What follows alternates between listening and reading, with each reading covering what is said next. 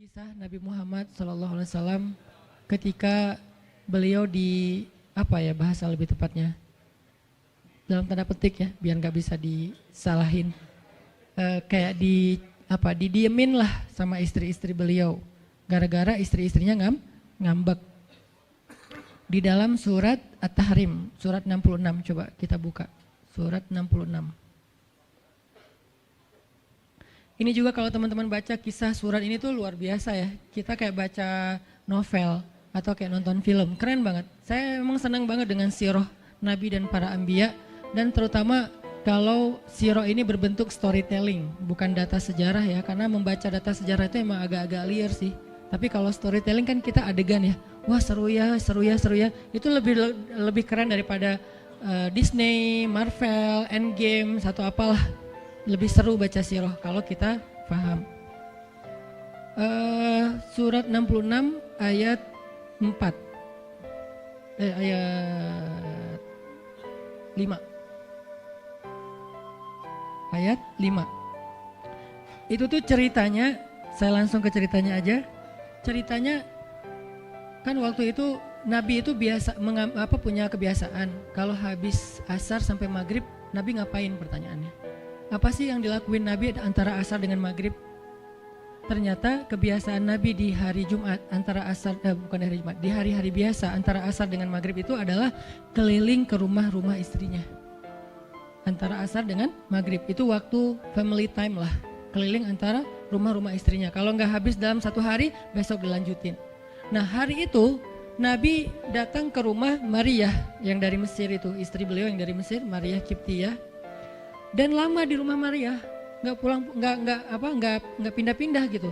Sementara Hafsah sama Aisyah udah nungguin Nabi di rumahnya Aisyah berdua. Karena emang Hafsah sama Aisyah ini kan ngegeng banget ya berdua ya, kayak soulmate banget lah. Walaupun sama-sama istri Nabi, tapi mereka kayak fair berdua tuh nggak ada masalah. Kalau yang dengan yang lain mereka cemburu. Nungguin di rumah Aisyah. Hafsah, Nabi di rumah siapa sih sekarang? Kata Hafsah, di rumah Maria. Kok lama banget sih di rumah Maria, dikasih makan apa sih? Gak tahu tuh, dari tadi kita tungguin gak datang-datang. Kan sesama cewek nih ngobrol. Lama gak datang-datang, menjelang maghrib Nabi baru datang. Aisyah udah agak bete nih, lama banget sih giliran di Maria aja datang lama, di rumah saya lama gak datang-datang. Begitu Nabi datang, tuh Nabi datang. Diam aja Aisyah sama Hafsah. Assalamualaikum. Waalaikumsalam. Kayak ngambek gitu kan. Kata Nabi, Aisyah kenapa? Hafsah kalian kenapa? Kata Aisyah, ya iyalah sedih, kok di rumah Maria lama banget, dikasih makan apa sih, enak ya? Kata Aisyah, enggak makan apa-apa, cuma minum madu. Oh kata Hafsah, pantesan kok bau mulutnya gak enak, pasti madunya gak benar tuh di sana tuh. Iya gak benar, jangan minum madu lagi, kata Aisyah. Kata Nabi, ya udah mulai sekarang saya gak akan minum madu lagi. Demi apa? Menyenangkan hati Aisyah. Aisyah langsung yes, Nabi gak akan minum madu lagi demi saya. Berarti saya kan istimewa banget. Kenapa bisa istimewa? Karena aslinya Nabi itu hobi banget minum madu. Kayak saya mungkin senang minum kopi, tapi demi istri mulai sekarang saya gak akan ngopi lagi. Kan istri saya ngerasa, wah demi aku tuh dia gak mau ngopi lagi. Kan keren kan? Akhirnya Aisyah ngomong ke istri-istri yang lain, kalian tahu gak? Kata Aisyah, kayak ngomong di grup gitu kan.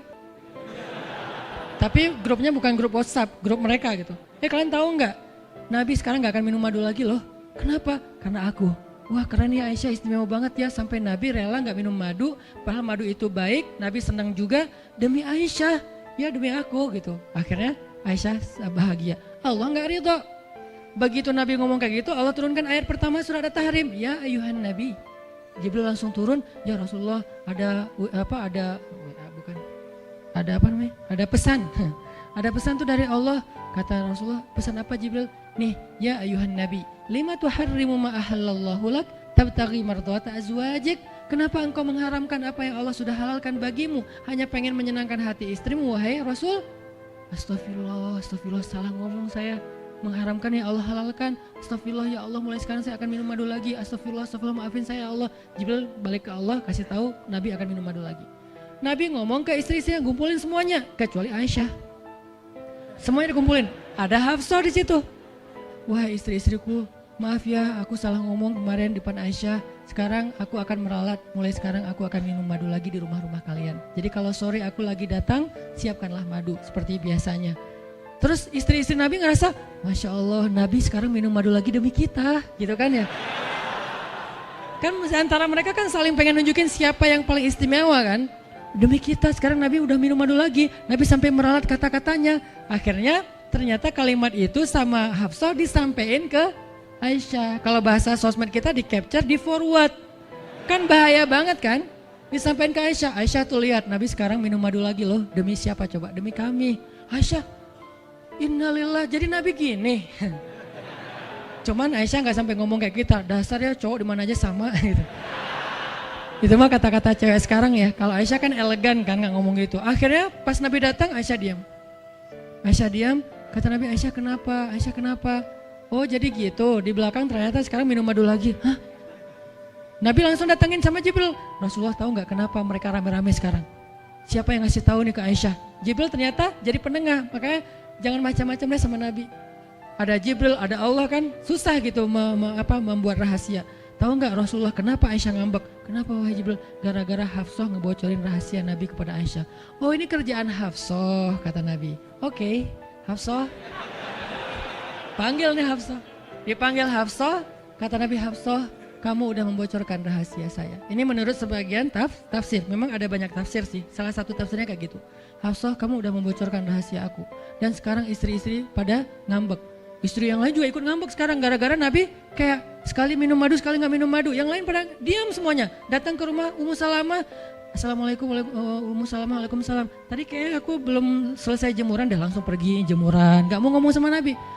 Maria, assalamualaikum, waalaikumsalam. Kayaknya tadi aku lagi sibuk nyetrika deh. Jadi gak ada yang mau ngomong sama Nabi, diam semuanya. Nabi kan jadi sedih kan.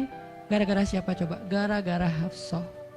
Akhirnya Nabi bilang, Hafsah, aku kecewa banget dengan sikap kamu. Kamu gak jaga rahasia aku. Sekarang aku antar kamu pulangnya ke rumah Umar. Bahasa lainnya diceraikan. Hafsah dicerain sama Nabi. Kerennya Hafsah pas digituin, dia cuma nangis. Dia nggak bilang, ya Rasulullah, Rasul tega nyerain saya, terus saya gimana? Gitu, enggak. Rasulullah cuma masalah madu doang, cuma masalah capture dan saya forward doang kayak gitu langsung diceraikan. Tega banget sih Rasulullah. Rasulullah nggak punya hati apa? Enggak. Hafsah tuh diam. Ini nih keajaiban diam yang lain ya. Diceraikan sama Nabi. Innalillah, astagfirullahaladzim. Hafsah yuk kita pulang ke rumah Umar. Iya ya Rasulullah, pulang aja.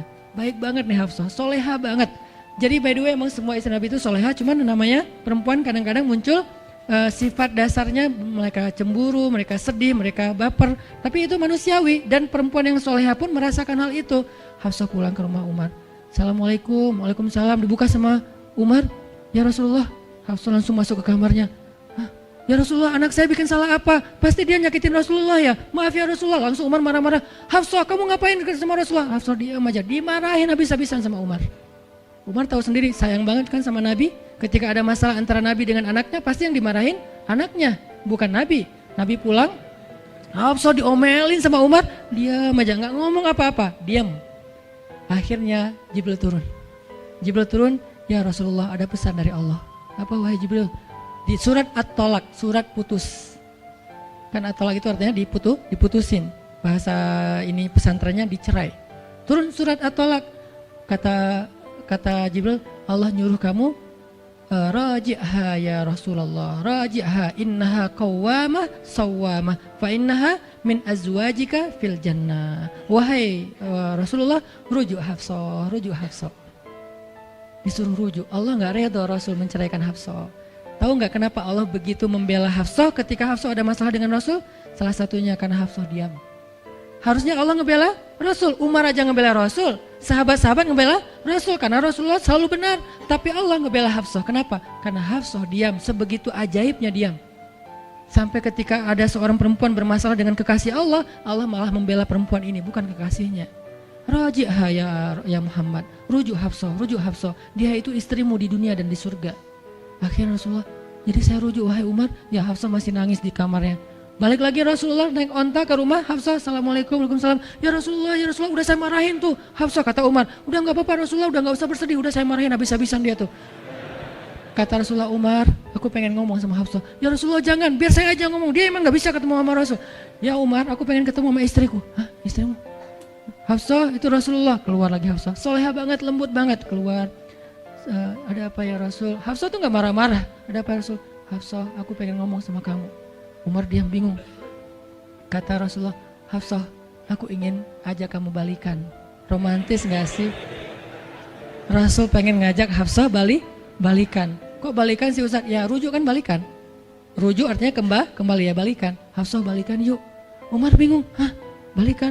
Hafsah, Allah yang nyuruh aku untuk merujuk kamu. Umar makin bingung, Hafsah kamu keren banget. Sampai Allah belain kamu gitu. Kata Nabi, Hafsah, Allah turunkan ayat khusus tentang kamu di surat ini. Umar makin bingung, sampai turun ayat, Masya Allah, anakku ini subhanallah, Masya Allah gitu kan ya. Akhirnya, ya Rasulullah, Allah sampai turunkan ayat tentang masalah ini. Alhamdulillah, Hafsah sujud syukur, Hafsah nangis, Hafsah langsung meluk Rasul. Umar, aduh gimana nih? Udah beres gitu, Hafsah dibawa pulang sama Rasul, boncengan berdua. Hafsah boncengan sama Rasul. Naiklah mereka, mobil mereka yang bermerek onta itu. Gimana cara pulangnya? Di depan rumah Umar, Rasulullah langsung berlutut, langsung ngasih tangan buat Hafsah. Hafsah megang tangan Nabi, injak lutut Nabi, naik ke atas onta. Itu tuh romantis banget. Lalu Rasulullah bonceng Hafsah. Tadi kan cerita Hafsah dicerai sama Nabi itu kan heboh di grupnya istri-istri Nabi kan. Hafsah dicerai loh. Jangan-jangan kita juga dicerai. Soalnya Nabi udah gak mau ngomong sama kita. Astagfirullah. Jadi grup Nabi, istri-istri Nabi itu pada khawatir kalau mereka juga sama nasibnya dengan Hafsah. Pada bingung. Tapi tiba-tiba mereka ngelihat Hafsah pulang ke rumahnya dibonceng Nabi. Itu tuh langsung trending loh. Istri-istri Nabi, tahu nggak tuh Hafsah dirujuk sama Nabi sampai turun ayat di surat At-Talaq. Oh gitu. Wah Hafsah keren banget ya. Wah istri-istri Nabi pada cemburu pada Hafsah. Diturunkan Hafsah, yang lain pada ngintip Hafsah. Sampai masuk ke rumahnya. Nabi beres di rumah Hafsah, keluar masuk ke masjid. Dia aja di masjid. Istri yang lain Nabi nggak mau ngomong. Aisyah, Ummu Salamah, Saudah, Maria, Sofia, siapa lagi? Yang Zainab bintu Jahsy, semuanya Nabi diamin, nggak mau diajak ngomong. Datang satu-satu, ya Rasulullah mau dibuatin minum apa? Astagfirullah, subhanallah. Datang lagi Aisyah, Rasulullah capek, subhanallah. Diam semuanya, nggak ada yang mau diajak ngomong sama Nabi. Udah mereka akhirnya pada pulang, bingung. Nasib kita gimana ya? Tanya ke Hafsah yuk. Sekarang Hafsah jadi kayak selebritinya. Hafsah, pada datang ke rumah Hafsah. Hafsah bantuin kita dong. Sampai Aisyah aja yang tadinya kayak bisa dibilang kayak pemimpin istri-istri Nabi kan. Aisyah paling cerdas, paling disayang sama Nabi. Sekarang Aisyah diam-diam ngomong, Hafsah bantuin dong. Kita nih lagi digantung sama Nabi. Kata Hafsah sekarang kan kayak lagi di atas angin gitu. Kalian sih nyakitin Rasul, cie. Hafsah tuh kayak wah lagi masa-masanya Hafsah gitu kan. Hafsah gimana dong? Ya udah ngomong aja langsung sendiri. Rasulullah nggak mau ngomong sama kita. Ya udah coba minta tolong ke ayah kamu Aisyah, kan ayah kamu dekat sama Rasulullah. Akhirnya ngundang Abu Bakar. Ya Abu Bakar, baca deh tafsir dari ayat-ayat ini. Abu Bakar datang, ayah tolongin kami dong. Kenapa? Kami itu dianggurin sama Nabi, didiamin, digantung udah seminggu lebih. Jangan-jangan kami juga dicerai kayak Hafsah. Kalau Hafsah dicerai tapi udah dirujuk, kami gimana nasibnya? Akhirnya ya udah biar aku yang ngomong sama Rasul. Datanglah Abu Bakar ke masjid. Rasul lagi zikir.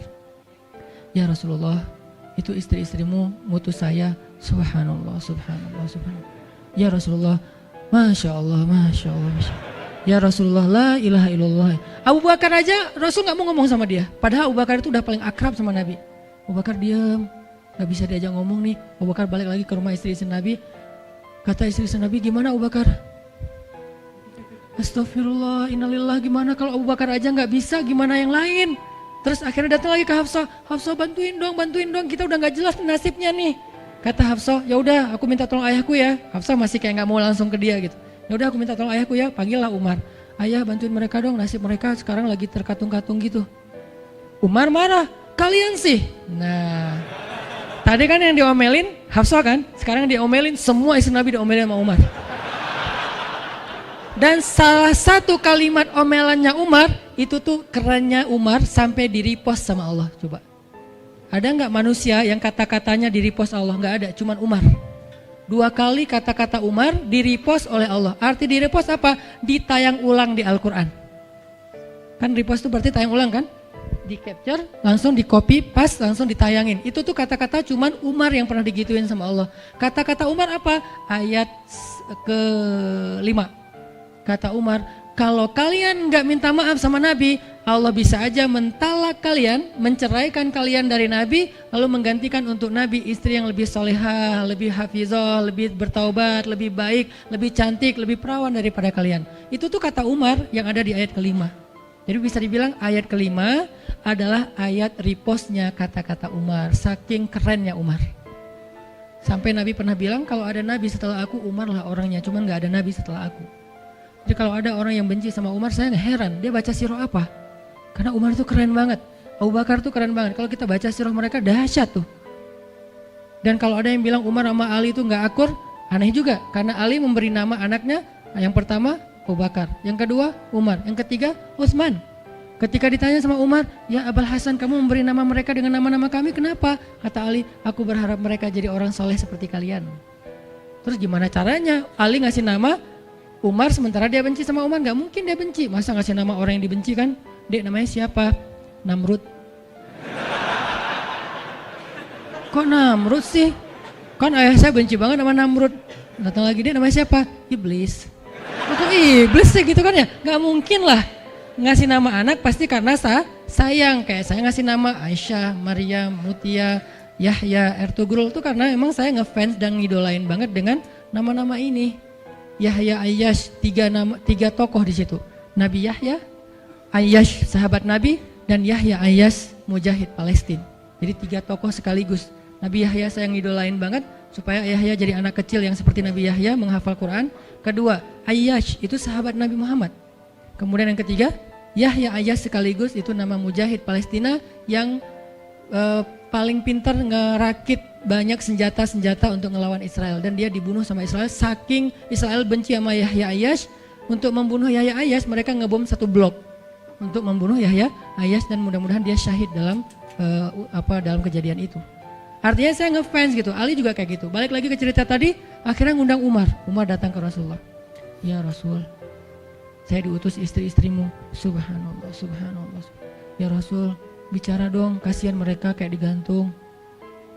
Ya Rasul, apakah engkau menceraikan mereka semua? Baru Rasulullah ngeliat ke arah Umar. Rasulullah tersenyum. Rasulullah bilang, enggak wahai Umar. Allahu Akbar, kata Umar.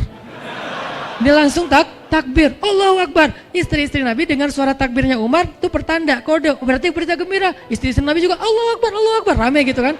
Umar masuk ke rumah istri Nabi. Wah Umar, busyra ya Umar, busyra berita gembira. Wahai Umar, ya berita gembira, kalian tidak diceraikan oleh Nabi. Tapi jangan macam-macam lagi ya. Ya Umar, ya. Akhirnya sujud syukur semuanya. Beres sujud syukur, mereka bilang, kita masak-masak yuk untuk Rasul, yuk syukuran. Di rumah siapa? Ya di rumah Hafsah lah. Akhirnya mereka masak-masak di rumah Hafsah. Pas sudah beres masak-masak, mereka ngundang Nabi untuk pulang. Tapi yang berani ngomong sama Nabi cuman Hafsah. Hafsah, kita udah beres masak nih, minta dong Nabi pulang ke rumah. Ya udah tenang, biar aku yang minta. Hafsah datang, ya Rasulullah, kami masak-masak loh untuk Rasul, yuk pulang yuk. Ya Hafsah, udah beres Nabi zikir, sujud, beliau balik sama Hafsah. Sampai ke rumah Nabi, tenang, udah selesai lah urusannya. Apa yang terjadi setelah itu Ustadz? Udah gak ada riwayatnya, jadi gak bisa diriwayatin. Pokoknya beres itu mereka pun hidup bahagia selamanya. Apa pelajarannya di sini?